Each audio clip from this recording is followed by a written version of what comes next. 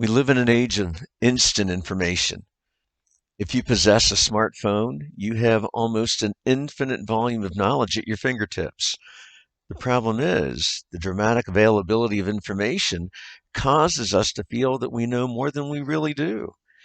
Just because an individual has access to a vast amount of information does not in any way indicate that they know how to use or process that information.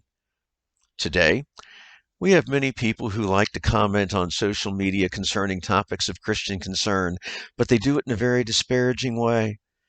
They quote the Bible, but don't know how to understand it or interpret it.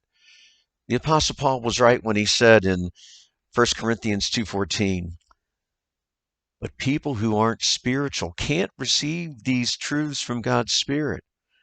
It all sounds foolish to them, and they can't understand it, for only those who are spiritual can understand what the Spirit means.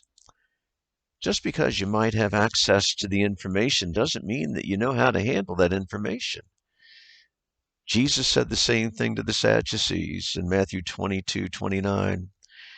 Jesus replied, your mistake is that you don't know the scriptures and you don't know the power of God. The Sadducees attempted to use the scriptures to back Jesus into a corner, much like the modern Christians critics of our day. Jesus' reply to them would be the same. You don't know what you're talking about because you don't know the scriptures nor the power of God.